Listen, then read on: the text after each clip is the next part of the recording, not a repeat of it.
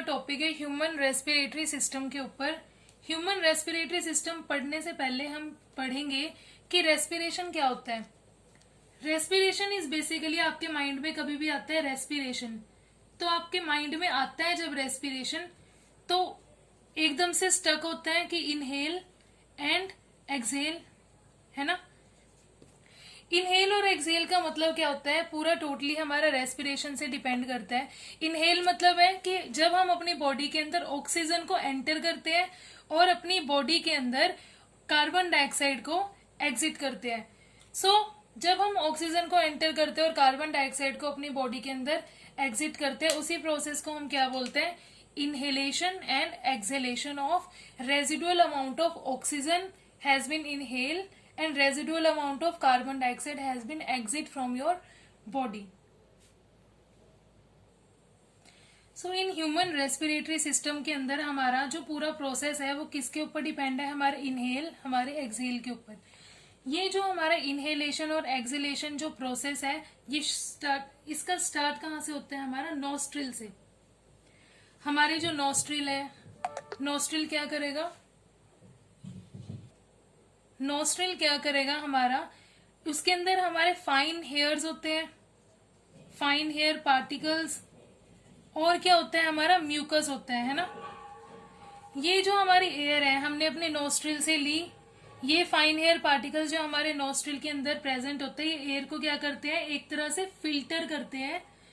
Filter करने के बाद जो हमारी नोस्ट्रिल से एयर गई, जो फाइन हेयर पार्टिकल्स है और जो म्यूकस है हमारा, वो हमारी एयर को फिल्टर करते हैं। फिल्टर होने के बाद ये हमारी जो एयर गई हमारे पूरे थ्रोट से हमारी ये गुजरी।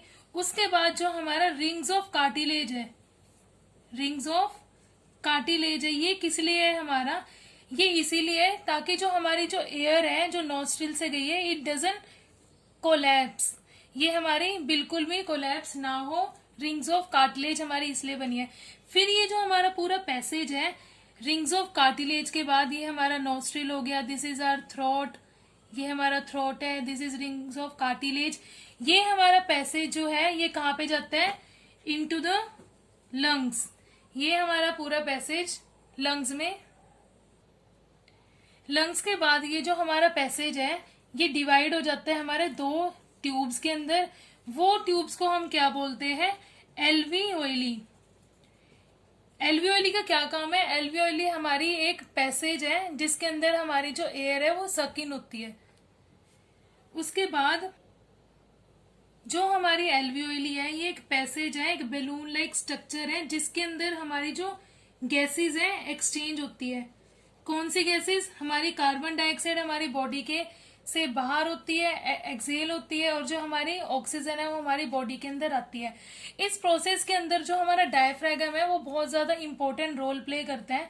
वो इसीलिए क्योंकि जब हम एक्सहेल करते हैं, हम एक्सहेल करने के टाइम पे हमारी जो कार्बन डाइऑक्साइड है हम बाहर रिलीज करते हैं, हमारी जो ऑक्सीजन है वो हम अंदर इनहेल करते हैं। उसकी वजह से जो हमारा डायफ्रागम है वो क्या होता है, हमारा फ्लैटेंड हो जाता है।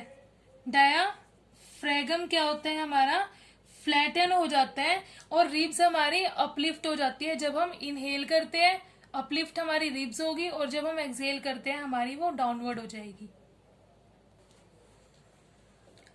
अब अभी हम करेंगे पूरा आपका एल्वियोली कैसे कैसे अपना पूरा प्रोसेस करती है।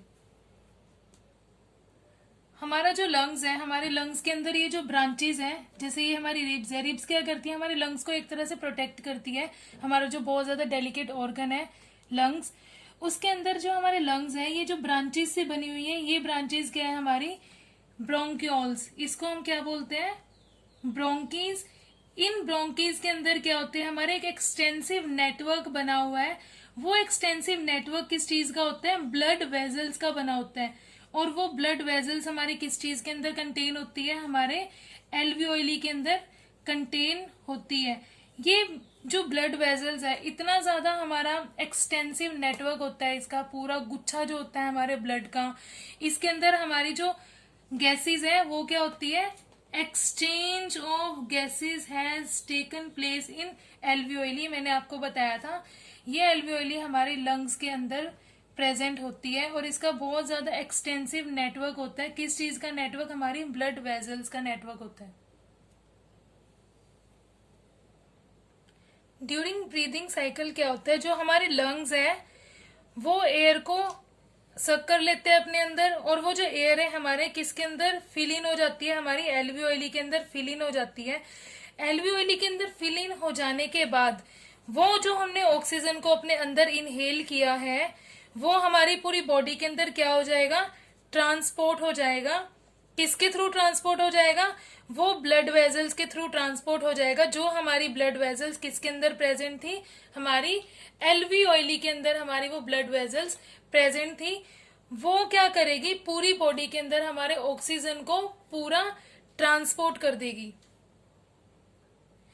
जब हमारे प्रोसेस के जब चल रहा होता है हमारा एयर हमारी बॉडी के अंदर इन होती है आउट होती है, उस टाइम क्या होता है, हमारा जो लंग्स है वो क्या करता है, लंग्स हमारे एक रेजिडुअल अमाउंट ऑफ एयर अपने अंदर कैरी करके रखता है, सो दैट जो ऑक्सीजन है उसको पूरी बॉडी को एक सफिशिएंट अमाउंट ऑफ ऑक्सीजन मिलती रहे, और जो हमारी जो ऑक्सीजन है वो तो एब्जॉर्ब हो जाएगी हमारे लंग्स के अंदर, जो कार्बन डाइऑक्साइड है वो भी हमारी बॉडी से टाइमली एकदम से रिलीज हो जाए। नेक्स्ट अभी हम पढ़ेंगे हेमोग्लोबिन। हेमोग्लोबिन भी हमें पता है कि हमारा एक रेस्पिरेटरी पिगमेंट है। अभी हम पढ़ेंगे हेमोग्लोबिन के बारे में। What is haemoglobin? हेमोग्लोबिन भी हमारा एक रेस्पिरेटरी पिगमेंट है। वो रेस्पिरेटरी पिगमेंट हमारे किसके अंदर प्रेजेंट होता है, हमारा आरबीसी के अंदर प्रेजेंट होता है। जैसे हमें पता है RBC is what, red blood cells जो है हमारे, इसके अंदर जो हमारा रेस्पिरेटरी पिगमेंट है वो हमारा क्या है, हेमोग्लोबिन। और आपको ये भी पता है कि जो हमारी कार्बन डाइऑक्साइड है वो बहुत ज्यादा हमारी सोल्यूबल हो जाती है वाटर के अंदर देन ऑक्सीजन ऑब्वियसली। सो तभी उसी की वजह से जो हमारी कार्बन डाइऑक्साइड है हमारे ब्लड के अंदर भी बहुत इजीली क्या हो जाती है, हमारी सोल्यूबल हो जाती है, सोल्यूबल हो जाती है। दैट इज वाई जो हमारा ब्लड है वो बहुत जल्दी डीऑक्सीजनेटेड ब्लड में कन्वर्ट हो जाता है। वो डीऑक्सीजनेटेड ब्लड को हमें बार बार कन्वर्ट करना पड़ता है ऑक्सीजनेटेड ब्लड में।